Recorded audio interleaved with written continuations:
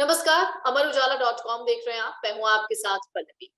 दिल, दिल से जुड़ी बीमारियां और दिल का ख्याल, तीन ऐसी बातें हैं जिसका हमें ध्यान रखना चाहिए और शायद इस वजह से जो अभी आजकल प्रतिस्पर्धा का दौर है, कंपटीशन का दौर है, इस दौरान हम सबसे ज्यादा परेशान इस बात को लेकर सबसे ज्यादा होते हैं कि आखिरकार हम किस तरीके से एक दूसरे से आगे निकले। इसी आगे निकलने की होड़ में स्ट्रेस हमें सबसे ज्यादा परेशान करता है और यही परेशानी दिल की गंभीर बीमारियों को जन्म देती है।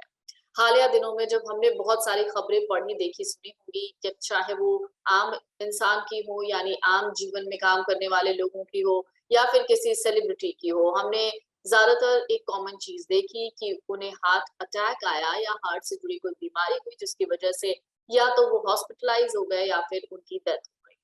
सवाल ये उठता है कि आज के दिन यानी वर्ल्ड हार्ट डे के दिन हम ये कैसे जाने कि अपने दिल का ख्याल किस तरीके से रखना है, यानी दिल को सेहतमंद कैसे रखना है। इसी चीज की जानकारी के लिए और इसी पर अहम चर्चा के लिए हमारे साथ इस वक्त दो बेहद खास मेहमान जुड़े हुए हैं। हमारे साथ जुड़े हैं डॉक्टर अमित पिंडारकर, हृदय रोग विशेषज्ञ हैं। बहुत बहुत स्वागत है सर आपका। और इस वक्त हमारे साथ जुड़े हैं प्रोफेसर डॉक्टर ज्ञानेश्वर चौबे, जो कि शोधकर्ता हैं जूलॉजी विभाग, बीएचयू वाराणसी। बहुत बहुत स्वागत है सर आपका। तो सबसे पहले मेरा सवाल होगा डॉक्टर अमित से। डॉक्टर अमित, आजकल की लाइफ बहुत ज्यादा स्ट्रेसफुल हो गई है, चाहे घर के काम हो या बाहर के काम, हर जगह तनाव रहता है। ऐसे में आज वर्ल्ड हार्ट डे के दिन आप क्या सलाह देना चाहेंगे कि किस तरीके से हम अपने दिल का ख्याल रखें? मैडम, आपने बिल्कुल सही कहा कि आज की तारीख में हम सभी लोग काफ़ी स्ट्रेस में हैं।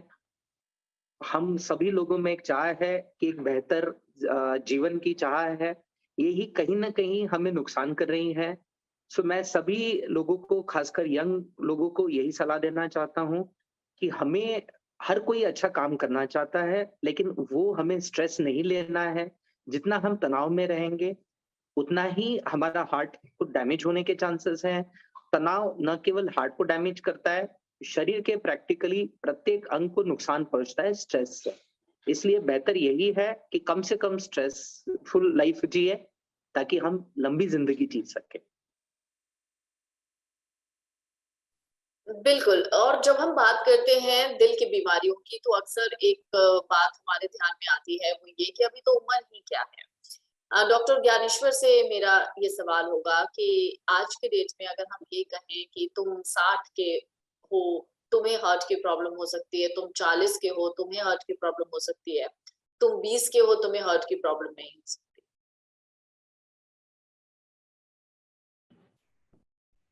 जी, अमर उजाला के सभी श्रोताओं और देखने वालों को मेरा नमस्कार। देखिए, मैं एक रिसर्चर हूं और हम लोगों ने कुछ दिन पहले एक रिसर्च किया था जिसमें ये निकल के आया कि साउथ एशिया, जिसमें इंडिया भी शामिल है, ऐसी जगहों पे एक म्यूटेशन हमारे जीन में पाया जाता है जिसको MYBPC3 जीन कहते हैं।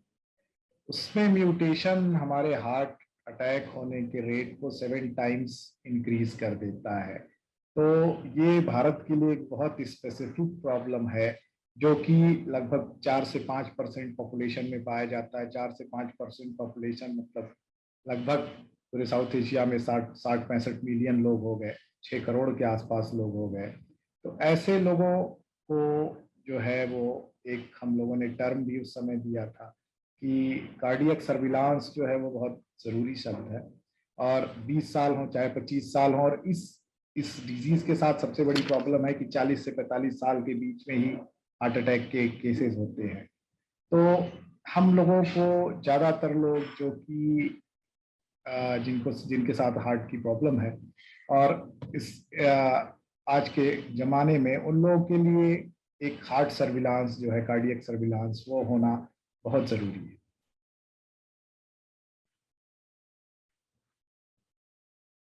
जी बिल्कुल।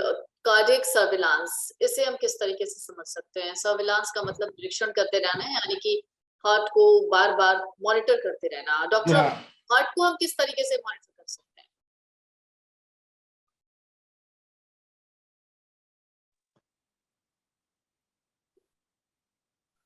डॉक्टर अमित, आवाज़ मिल रही है हाँ आपको? जी, ओके हम अब मैम, हार्ट को मॉनिटर करने के लिए हमें तो जैसे कि डॉक्टर साहब ने, डॉक्टर ज्ञानेश्वर ने काफी इम्पोर्टेंट चीज बताई कि हमारे यहाँ पे हार्ट प्रॉब्लम बहुत कॉमन है और कम से कम 40 से 45 साल की एज में तो काफी लोगों को हार्ट प्रॉब्लम होता है। और एक मेडिसिन में एक काफी पुरानी कहावत है कि prevention is better than cure. इसके पहले कि हार्ट प्रॉब्लम हुए हमें उसके लिए वार्निंग साइंस देखने हैं, जैसे कि हार्ट प्रॉब्लम के जो मेजर रिस्क फैक्टर्स रहते हैं जैसे कि high blood sugar, blood pressure, high cholesterol level, इस सब के लिए रूटीन चेकअप होना जरूरी है ताकि इससे हम बच सके। दूसरी बात है कि रेगुलर एक्सरसाइज भी, क्योंकि हार्ट डिसीज के प्रेजेंस में भी यदि हम रेगुलर एक्सरसाइज करते हैं तो हार्ट अटैक के कारण जो डैमेज होता है बॉडी में उसकी संभावना कम होती है यदि हम एक फिटनेस लेवल है। तो ये चीज बहुत जरूरी है। और सबसे बड़ी जो बात है मैं कहना चाहूंगा कि एक जो ये कंसेप्ट है कि हार्ट डिसीज, जैसे आपने भी कहा कि ये कंसेप्ट है कि ये तो अभी उम्र नहीं है। फैक्ट इज कि सर्वेलेंस बहुत पहले से शुरू होना चाहिए। एक अवेयरनेस जरूरी है समाज में, पूरे समाज में ये अवेयरनेस होना जरूरी है कि इवन 30 से 40 साल की उम्र में भी हार्ट प्रॉब्लम हो सकते हैं। जरूरी नहीं है कि 60 के बाद ही हार्ट प्रॉब्लम हुए। बहुत बार हमारे यहाँ पे कम एज में भी हार्ट डिसीज दिखता है, तो उसके लिए हमें सतर्क रहना जरूरी है ताकि हम इससे बच सके। जी, डॉक्टर ज्ञानेश्वर, क्या आप कोई ऐसा टेस्ट सजेस्ट करना चाहेंगे किसी को भी आफ्टर 25 या आफ्टर 20 के वो अपना हार्ट मॉनिटर कर सके? ये देखिए, जेनेटिक का साइंटिस्ट होने के कारण, और ये कारण ही नहीं है, ये एक मुझे लगता है कि एक बहुत ज़रूरी भी है हमारे पॉपुलेशंस के लिए स्क्रीन करना कि कोई भी पॉपुलेशन में अगर इतनी हाई फ्रीक्वेंसी में, और हमारे लगभग अगर साउथ एशिया में लगभग 6 करोड़ लोग इसके रिस्क पे हैं, तो ये गवर्नमेंट का काम है कि वो एक पॉपुलेशन में स्क्रीनिंग प्रोसेस जरूर करे, क्योंकि इसमें एक जेनेटिक टेस्ट होगा जो कि बहुत इजी है, 20 से 25 रुपए ही उसका कॉस्ट आता है, और बहुत इजीली ये पता लग जाएगा कि ये आदमी इस म्यूटेशन को कैरी करता है कि नहीं। उसके बाद फर्दर, जैसा कि डॉक्टर अमित ने बताया, कि फर्दर जो है वो अगर डॉक्टर उसको लगातार जो है केयर करता रहे और लगातार वो डॉक्टर के आदेशों का अनुपालन करता रहे, तो बहुत इजीली कोई डिजीज अगर हमको 45 में होने को है और हम कुछ ऐसी दवाएं लें जो कि 90 एज में हो, तो हमारा जो काम है हमारे लाइफ में वो हम कंप्लीट कर चुके होते हैं और इजीली हम किसी डिजीज को पुश कर सकते हैं। तो ये जो जेनेटिक पार्ट है एनालिसिस का, वो बहुत आसानी से इम्प्लीमेंट किया जा सकता है, लेकिन इसके लिए गवर्नमेंट जो है वो इंटरवीनिंग की जरूरत पड़ेगी। अच्छा, डॉक्टर अमित, जेनेटिकली बात करें कि अक्सर हम भी अपने घर में सुनते आए हैं कि किसी को अगर हार्ट की प्रॉब्लम है तो हम कहते हैं कि जेनेटिकल है ये। तो मैं ये आपसे समझना चाहूंगी कि आज के टाइम में, चूंकि आप लोग लगातार रिसर्चेस कर रहे हैं और चीजों को देख सुन पढ़ रहे हैं, ऐसे में आज के टाइम में हार्ट की बीमारी कितनी जेनेटिकल हो गई हो और कितना किसी के लिए बिल्कुल ही नया कि परिवार में किसी को ना हुआ हो कभी और किसी एक शख्स को हो जाए? मैम, काफी लोगों को जेनेटिक रहता है, लेकिन आप जैसे देखेंगे कि पिछले 3-4 साल में, जैसे मैंने जो ऑब्जर्व किया है कि फैमिली में फर्स्ट टाइम किसी को हार्ट प्रॉब्लम हो रहा है, ऐसा नंबर बढ़ रहा है। शायद एक बहुत बड़ा रीजन है कि दूसरे फैक्टर्स है, जैसे फैमिली में, कुछ फैमिलीज में ब्लड प्रेशर और डायबिटीज नहीं था, लेकिन नई जनरेशन में ये दोनों डिसीजेस हो गए हैं। ऐसे केसेस में हमें प्रीमैच्योर हार्ट डिसीज मिल रहा है। प्लस स्मोकिंग एक मेजर रिस्क फैक्टर है कि स्मोकिंग के कारण भी कम एज में काफी हार्ट प्रॉब्लम बढ़ा है। सो इस कारण से ऑल्दो जेनेटिक फैक्टर, जैसे डॉक्टर साहब ने, डॉक्टर ज्ञानेश्वर ने बताया है, वो एक मेजर फैक्टर है, बट अलॉन्ग विद दैट जो दूसरे फैक्टर्स हैं वो भी बढ़ रहे हैं। इसे हमें कई पेशेंट्स ऐसे मिल रहे हैं जो कि फैमिली में फर्स्ट मेंबर रहते हैं जिनको हार्ट प्रॉब्लम होता है।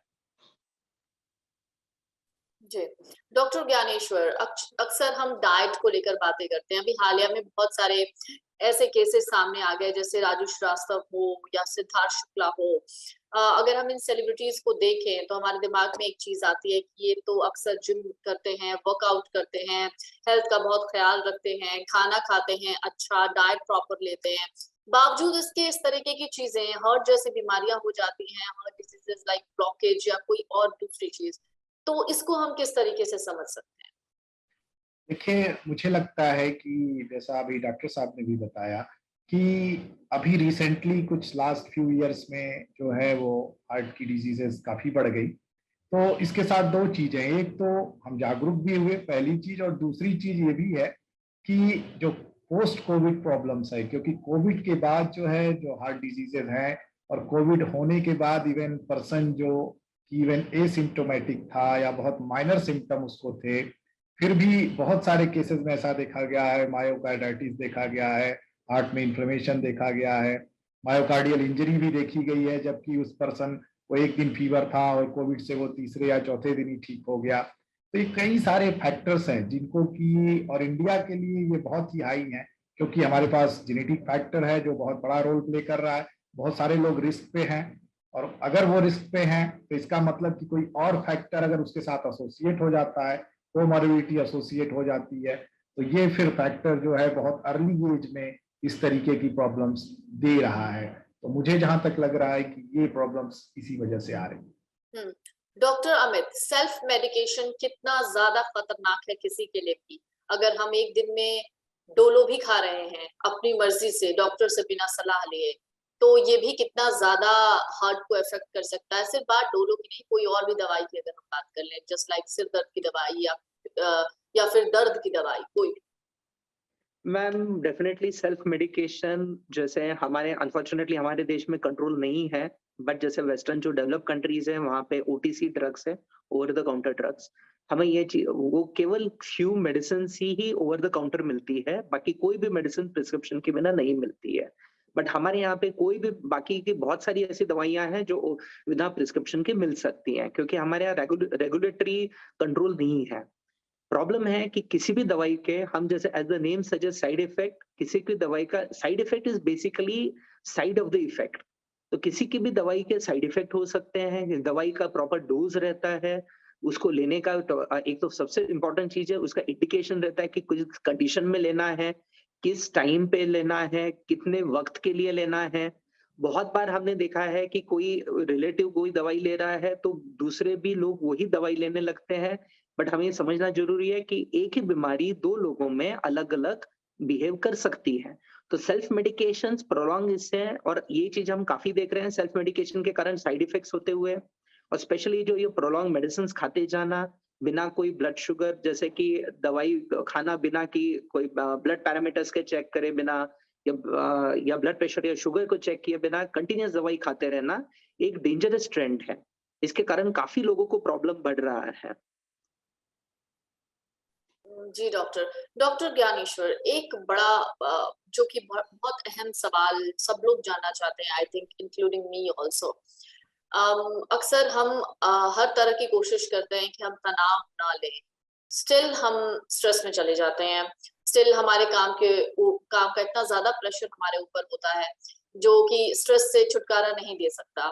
ऐसे में अगर एक प्लान की बात करें कि लाइफ को किस तरीके से मैनेज करना चाहिए किसी भी एक शख्स के लिए कि कम से कम वो पेशेंट ना बन जाए हार्ट पेशेंट, आप क्या सलाह देना चाहेंगे?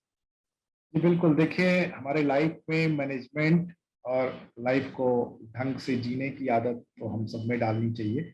और अगर हम देखें एंशिएंट इंडिया की बात करें, तो एंशिएंट इंडिया में जितने लोग थे जो एग्जिस्ट करते थे, सारे लोगों के पास एक बड़ा बेहतरीन प्लान था कि वो लोग गुरुकुल में जाते थे। गुरुकुल सिस्टम बहुत वाइड स्प्रेड था, और गुरुकुल सिस्टम में पूरा लोगों को लाइफ को जीने की आदतें सिखाई जाती थी, डेली हैबिट सिखाए जाते थे कि हमको क्या करना है, क्या खाना है, कैसे रहना है।